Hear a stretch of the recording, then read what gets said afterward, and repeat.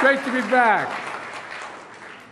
You know, press has heard me say this, the ones that follow me, that my dad had an expression: if you have a seat, take one. If you don't, I understand, come up with me. Sit on the stage with me. My dad used to have an expression. He said, Joey, a job, I mean this sincerely, is about a lot more than a paycheck. It's about your dignity. It's about respect. It's about being able to look your kid in the eye and say, honey, it's going to be okay. That's what we're all about. That's what we all want to do. And Rashawn, thank you for that introduction, and thank you for doing what my dad always worried about, whether we'd be able to have those jobs with a little bit of dignity. And I want to thank my colleague, Governor Evers. Where you go? One of the best governors in the country. And she's sitting next to Congress. He's sitting next to Congresswoman Moore. Stand up, Congresswoman.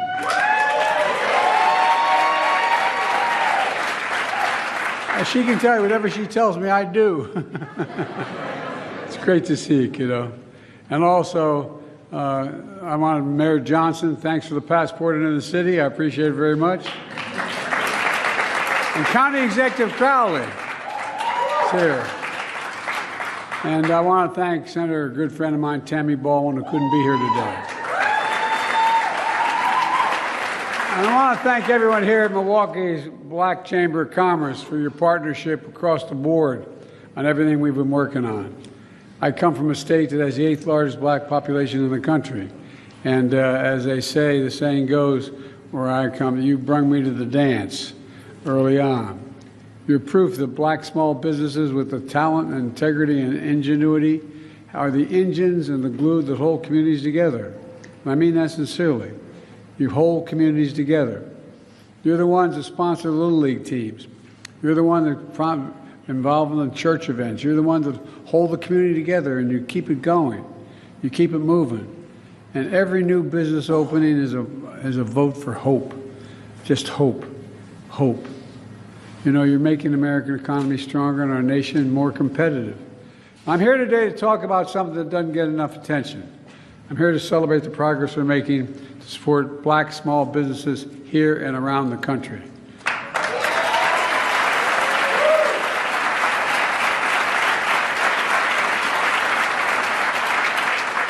When black small businesses grow, everything benefits. The community benefits. Everyone benefits. Not a joke. And it gives hope and prospects for people. Since Kamala and I entered office, America has filed a record number in less than 3 years, 15 million new applications to start new business. 15 million. It's led to the fastest growth in black business ownership in over 30 years. Across the country, wages for workers are up. Black wealth is up a record 60% since the pandemic. So many of you, look, and by the way, I mean this sincerely from the bottom of my heart, we're just getting started.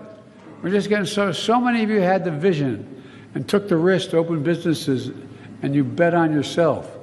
Together, we're transforming the economy by investing in all of America and all Americans. When I ran, if I was elected, I'd represent everyone, blue, red, no matter what color the state was, wherever it was. We'd recommend, because think about it.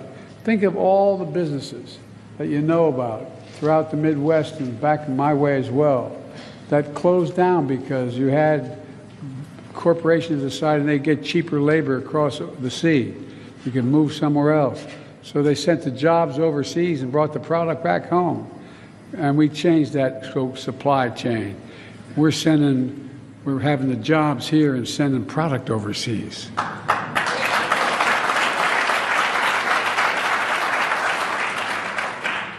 And from the time I got involved in public life, I've only been around a few years. Oh, bless me, Father. Anyway, we're doing it by building an economy from the middle out and the bottom up, not the top down.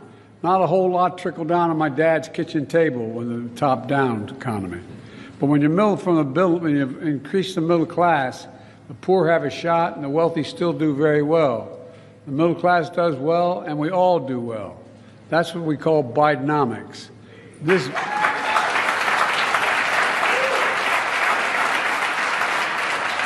And by the way, so far, we've created 14 million new jobs, more jobs in 3 years than any president's created in 4 years in history. This is a fundamental break from trickle-down economics, economics that supercharged was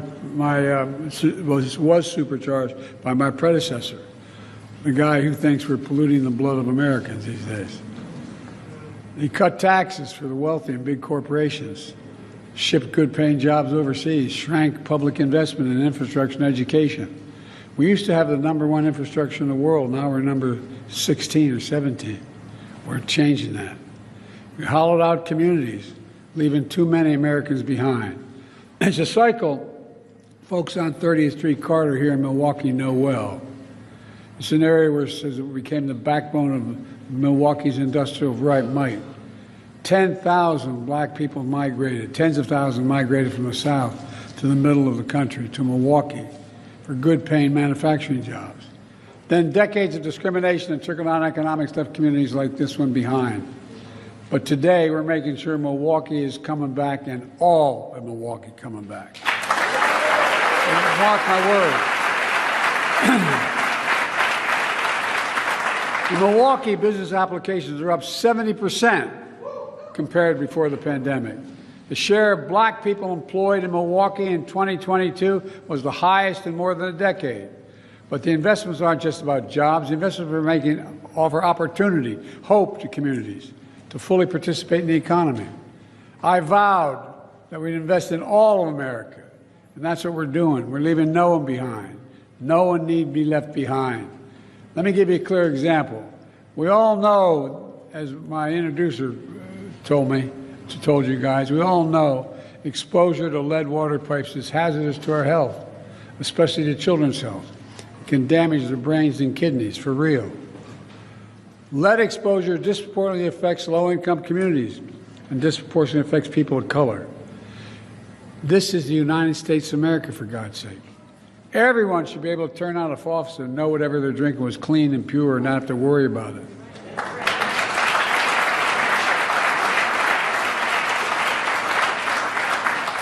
Through the historic bipartisan infrastructure law, my administration is investing $15 billion to replace every lead pipe in every community in this country. And our goal is to do that. I want to thank Kamala. For leading this effort. But you know, your United States Senator Ron Johnson voted against this law. Well, I tell you what, with your help, the great governor and congresswoman in the state, they already received $130 million to do this work so far.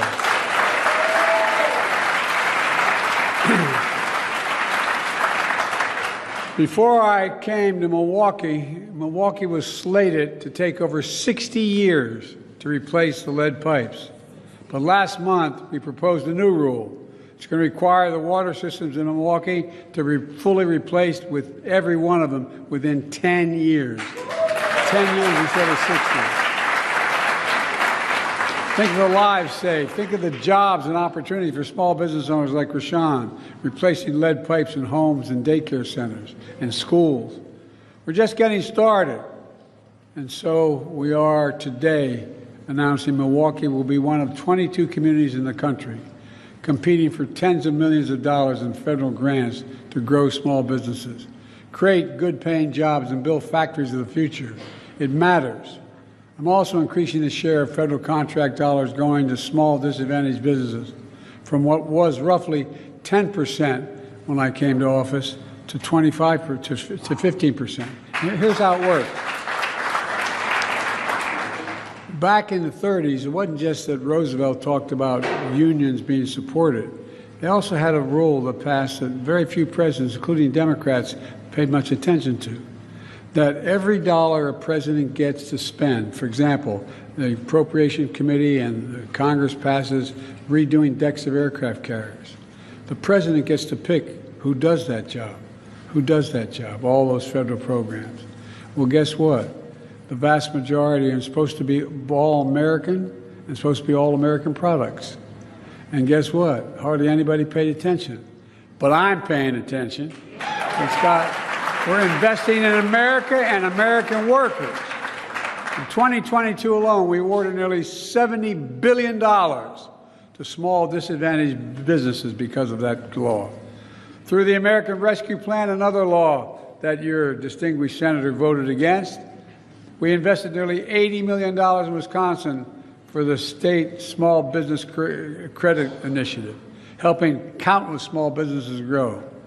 Through the Small Business Administration, we've delivered $50 billion in capital this past year to small businesses across the country, doubling the number and the value of black-owned small businesses since 2020.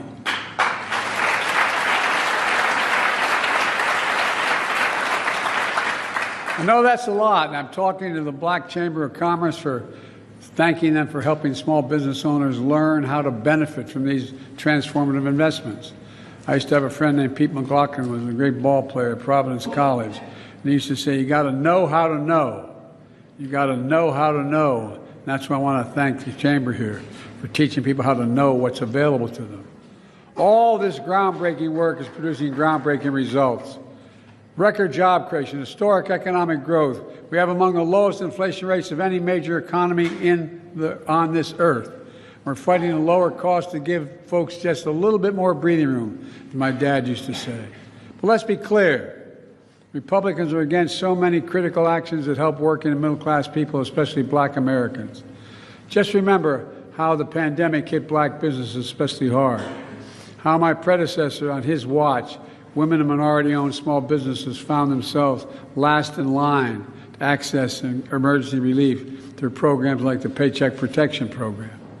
On my watch, energy and emergency relief went to minority-owned businesses first, not last.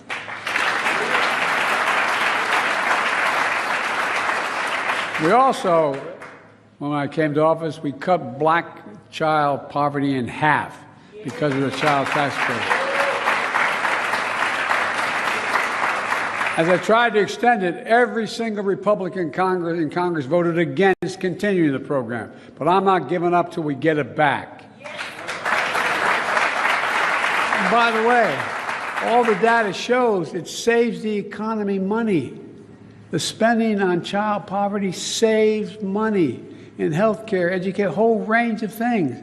This is not down the drain. It generates growth. We drafted and I signed a law that will lower prescription drug costs significantly for all Americans. You know, I was at a town meeting in Northern Virginia, and I was holding a meeting. This is 2 years ago. I've been fighting Big Pharma for a long time.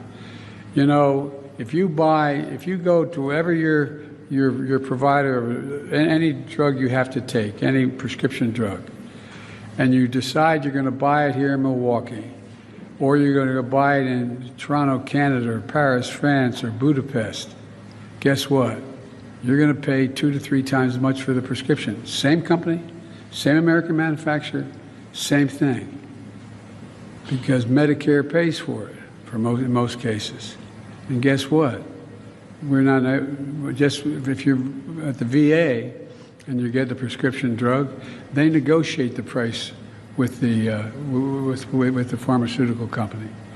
Well, they passed laws earlier, way on. I've been fighting it for over 35 years to say you can't negotiate. Medicare can't negotiate for drug prices and by the way, that's how they make enormous amounts of money. And by the way, every one of my Republican colleagues voted against this one. And now they're trying to cut Medicare, trying to cut Medicaid and Social Security. Your own Senator Johnson calls Social Security a, quote, Ponzi scheme. Are you kidding me? You know, from the time you get your first paycheck, you pay into Social Security your whole life. These are the same Republicans who enacted tax cuts to overwhelmingly benefit the wealthy to the tune of $2 trillion additional deficit. There's also something else that's happening. There's some in this country who are waging a full-on attack of black economic opportunity. They're denying economic opportunity when it comes to higher education, starting a business, keeping businesses open. That's how you generate economic opportunity. You educate people. And folks, by the way, I went to the Supreme Court to eliminate student debt that was out there. And guess what? The Supreme Court ruled against it, but I still got 136 million people's debt relieved.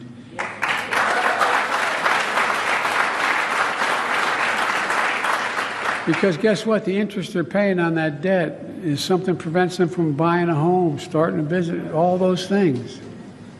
Now, that's on top of erasing black history and banning books, erasing black history and banning books. Did you ever think you'd live in a country, now all kidding aside, growing up, where we're banning books, book banning in grade schools and high schools? I think it's unconscionable. These attacks hurt all Americans because investing in black economic prosperity lifts everybody up. You know, we always believe diversity is our strength as a nation. I don't believe, as the former president said again yesterday, that immigrants are polluting our blood. The economy in our nation is stronger when we're tapping into the full range of talents in this nation. My administration is going to continue to fight these attacks, because everyone deserves a fair shot, just a shot. Let me close with this. You know, for all we've done, the real heroes of this story are you, the American people, not a joke, not a joke. Hard-working people like Rashawn of Hero Plumbing here in Milwaukee, and the thousands of towns all across America, these thousands of stories of revival and renewal, hope and optimism, because people aren't giving up. Pride in your work and your family and your town, pride in this nation. That's what I see, no matter where I go in this country. That's why, I mean this from the bottom of my heart, I've never been more optimistic about America's prospects, America's future, than I am today. We just have to remember who we are. We are the United States of America. And there's nothing beyond our capacity if we work together, if we work together. And by the way, as I said, we're the only country in the world that out of every crisis, we've come out stronger than we went in. Remember who we are. God bless you all, and may God protect our troops. Thank you. Thank you, thank you, thank you.